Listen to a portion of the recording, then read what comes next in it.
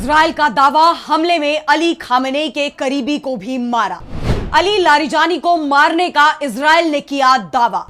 Israel के दावे को लारिजानी ने ही बता दिया झूठ। लारिजानी ने सोशल मीडिया पर पोस्ट कर किया बड़ा दावा। इजराइल की तरफ से दावा किया गया है कि उसने ईरान के सुप्रीम लीडर के बाद सबसे ज्यादा ताकतवर शख्स अली लारिजानी को मार गिराया है। अली लारिजानी ईरान के सुप्रीम नेशनल सिक्योरिटी काउंसिल के सचिव हैं। आयतुल्ला अली खामेनेई के मारे जाने के बाद अली लारिजानी ही ईरान को पर्दे के पीछे से चला रहे थे, क्योंकि ईरान के नए सुप्रीम लीडर मोज्तबा खामेनेई के बारे में खबर है कि वो घायल है। वैसे अमेरिका की तरफ से तो उनके भी मारे जाने के दावे किए जा रहे थे, लेकिन अब अमेरिका के राष्ट्रपति ही कहने लगे हैं कि ईरान के सुप्रीम लीडर के मारे जाने का हम दावा नहीं करते हैं। शायद वो घायल हैं, लेकिन वो जिंदा है। जबकि ईरान का कहना है कि उसके सुप्रीम लीडर पूरी तरह से सही है। इस बीच लारिजानी को लेकर भी इजराइल की तरफ से दावा किया गया है कि उसके हमले में उनकी जान चली गई है। ईरान इजराइल के इस दावे को भी झूठा बता रहा है। तो क्या जिंदा है लारिजानी? इसी सवाल पर आज हम अपनी स्पेशल रिपोर्ट में करेंगे बात। नमस्कार, मैं आराधना। तो शुरू करते हैं हमारी ये खास रिपोर्ट और बात करते हैं कि क्या एक बार फिर इजराइल ने झूठा दावा किया है।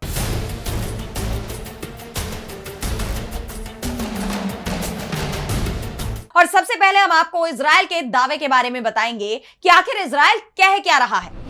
तो इजराइल कार्ड्स, जो इजराइल के रक्षा मंत्री हैं, उनका कहना है कि इजरायली वायुसेना के हमले में ईरान के सुप्रीम नेशनल सिक्योरिटी काउंसिल के सचिव अली लारिजानी की जान चली गई है।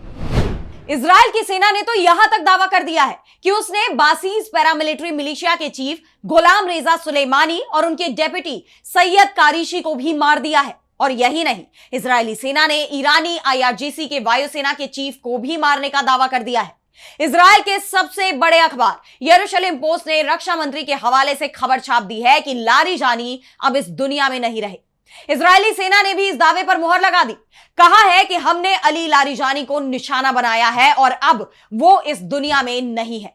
लारिजानी की मौत की खबर कोई पहली बार नहीं आई है, बल्कि 28 फरवरी को जब इजराइल और अमेरिका ने ईरान पर हमला किया था, जिसके बाद ये जंग शुरू हुई, तो उस हमले में ईरान के supreme leader ayatollah Ali Khamenei की जान चली गई थी। इजराइल और अमेरिका ने दावा किया था कि इस हमले में अली लारिजानी की भी जान चली गई है, लेकिन अली लारिजानी खुद ही दुनिया के सामने आए और अपने जिंदा होने के उन्होंने सबूत पेश कर दिए। इससे पहले पिछले साल जून में भी इजराइल ने दावा किया था कि उसके हमले में अली लारिजानी की मौत हो गई है, लेकिन जंग खत्म होने के बाद लारिजानी ने खुद मीडिया के सामने अपने जिंदा होने के सबूत पेश किए थे।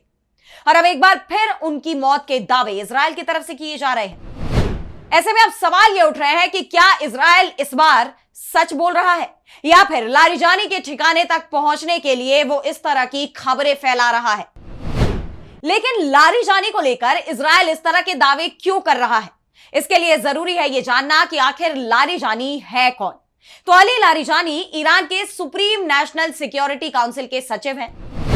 आयतुल्ला अली खामेनेई के मारे जाने के बाद अली लारिजानी ही ईरान को पर्दे के पीछे से चला रहे हैं। अली खामेनेई की मौत के बाद लारिजानी इजराइल और अमेरिका के खिलाफ तीखे बयान दे रहे हैं। हाल ही में लारिजानी तेहरान में एक रैली के दौरान दुनिया के सामने खुलकर आए थे। अली लारिजानी सीधे अमेरिकी राष्ट्रपति डोनाल्ड ट्रंप को धमकी दे रहे थे। ईरान ने मोज्तबा खामेनेई को भले ही सुप्रीम लीडर बनाया हो, लेकिन अभी उनके पास जंग की स्थिति का सामना करने का अनुभव नहीं है। इसी वजह से पर्दे के पीछे से अली लारिजानी की भूमिका सबसे महत्वपूर्ण मानी जा रही है इस जंग में। इस युद्ध के शुरू होने से पहले अली लारिजानी का प्रमोशन हुआ था और पश्चिमी देशों के साथ सभी तरह की बातचीत को वही देख रहे थे। 1 मार्च को अली लारिजानी ने ऐलान किया था कि वो अंतरिम कमेटी का नेतृत्व करेंगे, जो खामेनेई की मौत के बाद देश को चला रही है।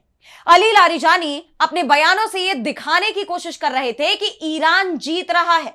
और सबसे बड़ी बात तो यह है कि अमेरिका के साथ परमाणु करार को लेकर जो बातचीत चल रही थी, उसमें भी अली लारिजानी हिस्सा ले रहे थे। अब माना यह जा रहा था कि ईरान और अमेरिका के बीच अगर कोई व्यक्ति सीजफायर को लेकर फैसला ले सकता है तो वो लारिजानी ही है। सीजफायर को लेकर होने वाली कोई भी बातचीत में लारिजानी की ही प्रमुख भूमिका होने वाली थी, क्योंकि अमेरिका तो इस जंग को अब खत्म करना चाहता है, लेकिन ईरान ही जंग रोकने को तैयार नहीं दिख रहा। उसकी तरफ से सीजफायर के लिए कई शर्तें रख दी गई हैं। ऐसे में साफ है कि जंग रुकने की संभावनाएं तभी तक है जब तक लारिजानी जिंदा है। वो भले ही अमेरिका और ईरान के कट्टर आलोचक हो, लेकिन सीजफायर पर बातचीत और फैसला लेने वालों में भी वो ही प्रमुख नेता है। अभी तक तो हमने बात की है इजराइल के दावे और लारिजानी की ताकत की।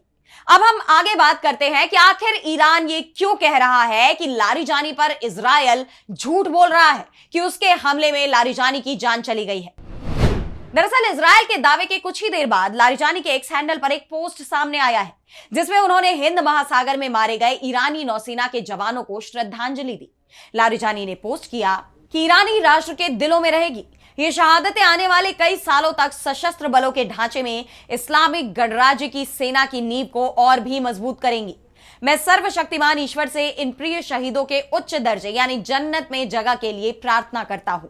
लारिजानी ने अपनी पोस्ट में इजराइल के दावे का खंडन भले ही नहीं किया हो, लेकिन उनके पोस्ट से साफ हो गया है कि इजराइल का दावा पूरी तरह झूठा है और वो अभी भी जिंदा है। लारिजानी ने इजराइल के दावों को पूरी तरह से हवा में उड़ा दिया। अब लारिजानी जिंदा है या इजराइल का दावा सच है, ये कुछ ही दिनों में सामने आ जाएगा, क्योंकि लारिजानी इस वक्त जंग में ईरान के लिए बेहद महत्वपूर्ण है। 13 मार्च के बाद उन्हें सार्वजनिक रूप से नहीं देखा गया, लेकिन यह कहा जा रहा है कि जल्दी ही वो खुद सामने आएंगे या फिर वीडियो जारी कर अपने जिंदा होने के सबूत देंगे। दरअसल इस बार की जंग में जिस तरह से फर्जी खबरें फैलाई जा रही हैं, उसके चलते लारिजानी की मौत की खबर पर दुनिया में किसी को भरोसा होता नहीं दिख रहा। आपको याद होगा कि अभी कुछ ही दिनों पहले इजराइल के पीएम बिन्यामिन नेतन्याहू के भी मारे जाने की खबर सामने आई थी। ईरान ने दावा किया था कि उसकी मिसाइल ने नेतन्याहू का काम तमाम कर दिया है। इसके बाद नेतन्याहू का एक वीडियो सामने आया, जिसमें उनके हाथ में 6 उंगलियां देखकर सवाल उठे कि क्या यह वीडियो एआई से बनाया गया है। और बाद में नेतन्याहू को एक और वीडियो जारी करना पड़ा, जिसमें उन्हें अपने जिंदा होने के सबूत पेश करने पड़े थे। लेकिन नेतन्याहू सिर्फ वीडियो ही जारी कर रहे हैं, वो खुलकर मीडिया के सामने नहीं आ रहे, वो खुद मीडिया के सामने आकर बात नहीं कर रहे और ना ही वो लोगों से मिलते दिख रहे हैं। इसलिए नेतन्याहू के वीडियो को लेकर अभी भी सवाल बरकरार है। लेकिन जिस तरह से अब इजराइल की तरफ से दावे किए जा रहे हैं कि उसने 28 फरवरी के हमले के बाद अब सबसे बड़ा हमला ईरान पर किया है, जिसमें लारिजानी के साथ ही ईरान के कई बड़े सैन्य अधिकारियों की जान चली गई है। इस खबर की सच्चाई जल्दी ही सामने आ जाएगी। लारिजानी ने तो एक्स पर पोस्ट भी कर दिया है, लेकिन उम्मीद यह जताई जा रही है कि जल्दी ही वो खुद अपना वीडियो जारी कर अपने जिंदा होने के सबूत देंगे। ऐसे में सभी की नजरें अब ईरान पर टिकी हुई है। लेकिन जिस तरह से ईरान जंग के मैदान में टिका हुआ है, उसके बाद तो यह साफ है कि ईरान अपनी तरफ से सीजफायर नहीं करेगा, झुकना अमेरिका को ही पड़ेगा। बहरहाल अब इस जंग में आगे क्या मोड़ आता है ये देखना होगा, लेकिन फिलहाल आज स्पेशल रिपोर्ट में इतना ही। कैसी लगी आपको रिपोर्ट हमें कमेंट सेक्शन में बताइए, और अगर आपको रिपोर्ट पसंद आई तो वीडियो को लाइक करना ना भूलें और चैनल को सब्सक्राइब कर लें। इसी के साथ मुझे दीजिए इजाजत। देश दुनिया की तमाम बड़ी खबरों के लिए आप देखते रहिए डीबी लाइव। नमस्कार।